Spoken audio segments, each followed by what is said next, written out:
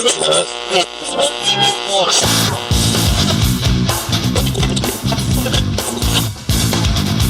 BMD Podcast, anytime you want.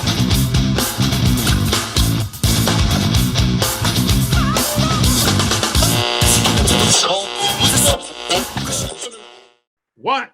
Hey everybody, welcome back to the channel. I'm your host, you know me, Mr. Energy, the BMD, on our new show segment, the BMD Talks. And we are catching up with a former guest we had on the radio when we were doing the radio airwaves, and we wanted to catch up. She is in the business of mental health care. I want everybody to say hello to our guest this morning, Miss Cale Campbell. And last time we touched up with Miss Campbell, she was just graduating, I believe, her master's program out of University of Toronto, Canada, and now she has entered the field in the workforce as a health consultant in the field of mental health. So, Miss Campbell, you are ready. We are ready. Catch up with us. Tell us, what do you say? What do you know? What have you been doing? What have I been doing? Well, certainly, obviously, 2020 has brought about a lot of very difficult challenges, but I'm fortunate to have maintained my position as a youth mental health counselor throughout all of this, and to be able to continue working with clients and their families and offering support. But certainly, it's been a ride. There's been a lot of changes to my role. Obviously, I'm an outreach worker. So pre-COVID, I was meeting with clients out in the community, sometimes in schools, courts, community centers, their homes, what have you. And it was all face-to-face.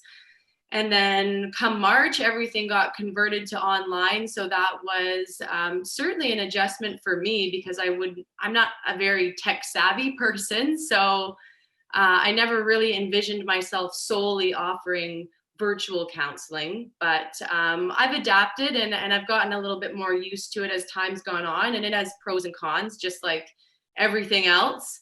Some clients really like it, some clients not so much, but we're just kind of rolling with the punches and trying to be as accommodating as we can. So what about your background? As I said at the start, you were, I think, completing your master's program. Now you've moved into, I think it's a government job or placement in the mental health field. Maybe tell the viewers and the listeners about that transition from school to the workforce. Mm-hmm. Well, certainly, I'm not new to the mental health sector. I've been working in the mental health sector since I was 21. I'm 30 now. But to your point, I graduated from my master's in 2019. So I was able to kind of up my credentials and get a new position, which is working as a youth mental health counselor at an agency called Associated Youth Services Appeal. And I just this year, actually, I was able to pass the entry to practice exam.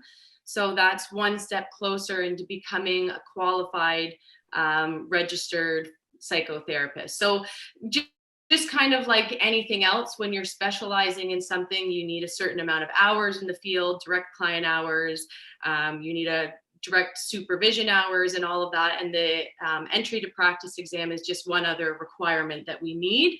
So luckily got that out of the way. That was a bit of a stressful endeavor, but we conquered it. So I feel happy about that. And so why the mental health field? What was the curiosity in your world? Why? I mean, obviously you want to help the youth that are out there having mental issues, mental troubles, or just, life, especially now with the pandemic, has really backed people into a corner. Why did you choose your focus on mental health, whether it be adults or youth?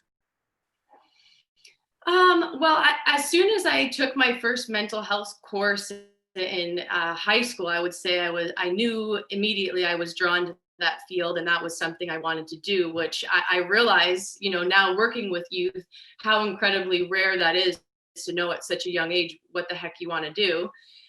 But it became specialized towards youth because I don't know. I think that youth are incredibly resilient. I think that mentality of, what society might label as deviant or disobedient is kind of innately embedded in who I am. And I like to kind of challenge boundaries and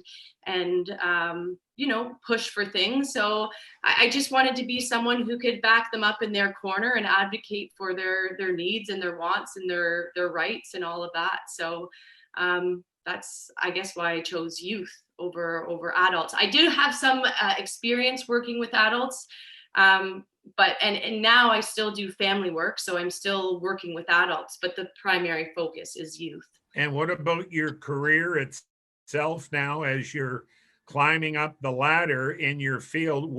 Where is your end goal or end game? Do you become a director, a supervisor in a territory or district, or what?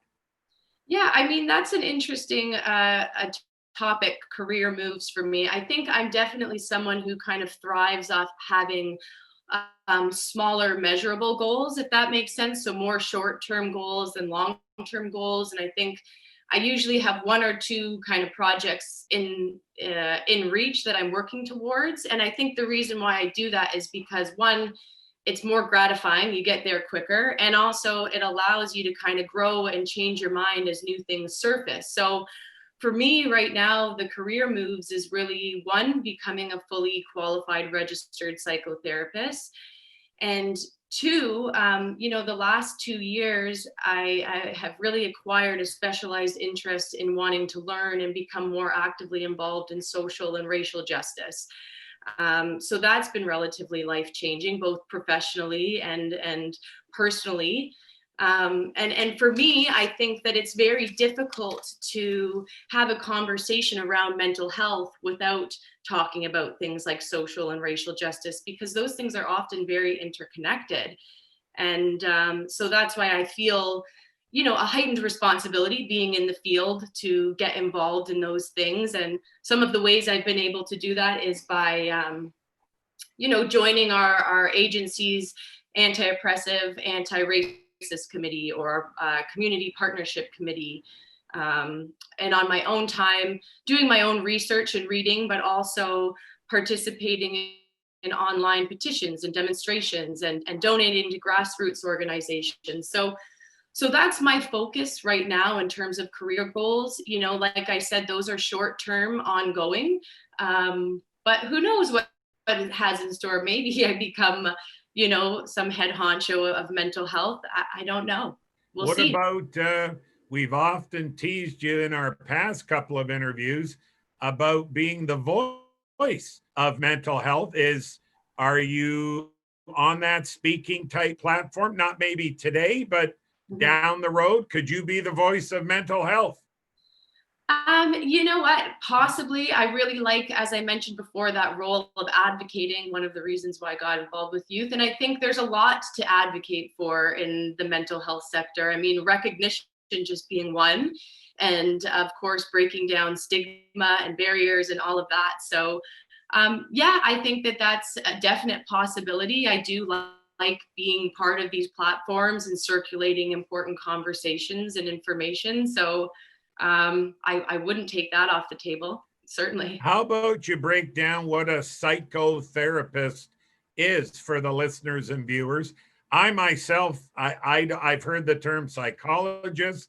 I've heard the term psychiatrist. What is a psychotherapist? I guess that's a really good question. What is the difference between a psychiatrist, psychotherapist, psychologist? I mean, it's obviously all under the same umbrella. I guess the difference with a psychiatrist is that they would be able to make diagnoses, prescribe medications. Psychologists, kind of similar to that. I don't know if psychologists can prescribe medications, possibly. But for me, it's more of a counselor type role, which I really like because I find it to be a little bit more equal. You're talking to people not from a position of expertise. I mean, you have knowledge in the field, but you're speaking to people in layman terms. They get it. You're relating to them.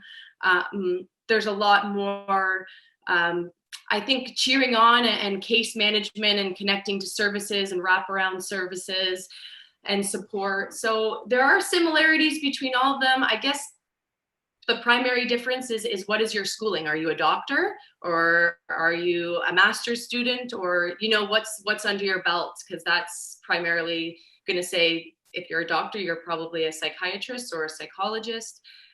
For me, I just have my master's. So where are you going to be? Where are you going to be down the road? Is the title a head counselor, director, supervisor? I know I touched a little bit on that. Where does your job now, infancy, where does it grow to? That's a really good question. And I think COVID kind of complicates that answer in a lot of ways, because I don't think we entirely know how the mental health sector itself in its entirety is going to be impacted from this year. But like I said, I don't know. I like the idea of taking it kind of small steps at a time. And if we have an interview in 5 years from now, maybe I'll be better at answering that question. Maybe I'll be a supervisor. Maybe I'll be a spokesperson. I don't know. I'm comfortable where I am. I do feel I'm on the right track, which is nice. And again, I'm just rolling with the punches of this year. It's thrown everybody off. So I don't know what's to come.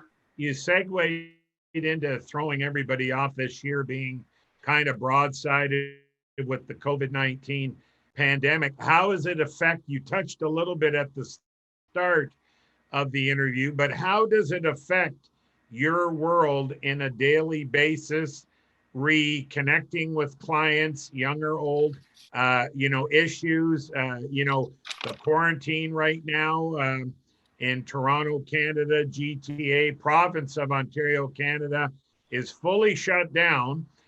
We're talking today on December 28th, 2020. It's shut down really till the new year, well into January. So how does that handcuff your work or your detail of work? Or, it must be driving everybody, even more uptight about this lockdown situation. Yeah, well, if we can maybe tailor that question to more like, what is the state of mental health with COVID right now? I mean, it's certainly not surprising that the pandemic has affected people's mental health. And, for starters, I believe that our physical and mental health come hand in hand. So when we're talking about a virus that is physically impacting people, we can pretty much guarantee that it is also emotionally and mentally impacting them as well.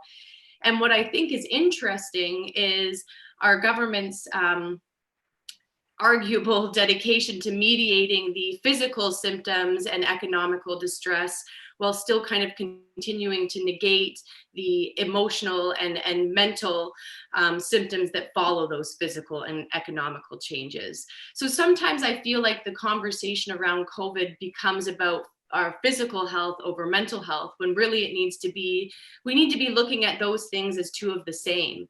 And I guess the best way I can explain that is, a common question I might ask a client who is struggling with anxiety or depression is, how is your physical health? Do you suffer from chronic pain? Do you exercise regularly? Do you take vitamins? What's your diet like? Do you drink lots of water? Do you sleep well? And the reason why we ask all of those questions pertaining to physical health is because it leads to some insight on our mental state. So my point is that if we're looking at COVID as a risk to our physical well-being, it is absolutely a risk to our mental well-being as well. And I think there are a lot of significant aspects, excuse me, a lot of significant aspects that have contributed to the exasperated mental health that we're seeing. So this pandemic has now compounded a problem to your daily work issues, because you've got to figure out the pandemic issue, then you've got to see your client, and then find out their well-being, whether it be physical, mental, or now a combination, or now COVID has just ramped up the issue. You must have people ready to explode on, in the lockdown. They can't go out. There's no touch. There's no feel. There's no hugging, kissing. There's no emotion. You're kind of in four walls. Yeah. It's a really trying time for people. I mean, aside from physically being impacted by the virus, or having someone close to you be physically impacted by the virus, which is terrifying, and there's been lots of death and bereavement this year. But to your point, there's also the precariousness of the economy that has led to people losing their jobs, small businesses closing, people's livelihoods being taken away. And on top of that is we have to maintain our social distance, isolation, and having significant restrictions on our movements. All of those things greatly impact our ability to cope. And I think one of the main things that I'm hearing clients say is that they feel as though they've been robbed of their coping mechanisms, because a lot of what they could turn to pre-COVID in order to cope and to distract themselves has been disrupted. So it's just very difficult. I'm just trying to centralize my clients' voices and allow them to feel validated and heard, and let them know that they are certainly not alone. And I think that some of the ways in which people have been impacted by COVID are maybe not even as obvious or explicit, right? Because people are creatures of habit and of routine. And there's no question that this year has completely thrown everybody's world upside down. And so regardless of your individual circumstances, you've been thrown off balance, and you've had to adapt and adjust to situations that are entirely out of your control, which is just very uncomfortable, right? And to add to that, I'm sorry, I'm on a bit of a rant, but to add to that, the focus of nearly everything this year has been on the pandemic, has been on police brutality, social, racial, economic injustice. And I'm not saying it's bad that we're circulating those conversations. There's lots of benefits to that. But nonetheless, the content is really heavy, and people are vicariously taking that on. And so that negativity and that heaviness is contained in our bodies and in our minds, whether knowingly or unknowingly. And so it adds to our distress. And so there's days when you wake up and you feel like absolute garbage, and you can't really pinpoint what the root cause is. And it's because of so many topics and things that we're seeing constantly on the news, on the media, all of this, where it's having a psychological impact on us. So where is mental health going? Let's put COVID, the pandemic, aside. Were we making any strides where maybe there was financial support more from the government, new programs to enlight, more servicing to the issue of mental health? Because it really seems to me like it's a time factor. Mm. You need money to pay the counselors, pay the therapists and doctors to see the people. And those numbers are growing. To your point on, I lost my job. I got laid off. I can't pay my mortgage. There's so much inner stress, but what is the government doing to help thread that needle on improving our troubles? Yeah, well, I'm happy that you brought that up, because I do think we could talk about all of the problems and difficulties that this year has brought up, but there have been some positive things that we should shed some light on. And so one of the things is that the province is starting to acknowledge the importance of investing in mental health facilities and resources. And I say this because, my agency that I work for actually did receive some provincial funding to put towards hiring new counselors and put towards trainings and things like that, which is definitely a step in the right direction, especially given that historically speaking, mental health facilities and resources have been met with funding cuts. So this is absolutely progress, and I hope that that continues and that we continue to get that recognition so that we can help people and break down barriers to accessibility and stigma and all types of things. So the other thing that I would mention that's a positive is that I think there's more conversation circulating about mental health this year than possibly ever any year before this pandemic. And so I think that's helping to reduce some stigma. I also think it's contributing to a movement of compassion because people are starting to open up about their vulnerabilities. They're sharing their experiences and they're beginning to relate to each other in an entirely new way. Like if someone hasn't struggled from their own mental health this year, you'd certainly be hard pressed to find someone who doesn't have a family member or a friend or a colleague who is struggling in some way, right? So, I mean, the resilience that people have, and this year has proved it, that it just astounds me, the resilience that we have. And I think that the more we talk about mental health and the more that we recognize that it's a commonly shared human experience, meaning that we all have moments where we suffer and where we feel despair. And the human condition is that we're all imperfect, right? So I think the more that we have these conversations, the more barriers we break down and we move closer to individual and collective healing. So where and what would you suggest? Give some tips of the day, what people can do to stay positive. Let's get back to the pandemic again, COVID-19. You're bored at home. You're feeling turning into a boring person. Do you have any tips of the day to stay fresh and keep your mind in a good way and good thought? What would you recommend to the viewers and the listeners on how to have a positive day during this world time of crisis? Well, I mean, I suppose that's a very good question, and I kind of try to tailor it to individual people. But I think one I would say is don't be hard on yourself. Like try to encompass some self-compassion on a day where you are feeling a little bit low and you don't exactly know why, or just give yourself some extra care that day, whether that means pampering yourself, taking a hot bath, a bubble bath, reading, doing face masks, painting your nails, reading a favorite book, cozying up by a fire. Do those feel good type of activities. You deserve it. It's been a difficult year.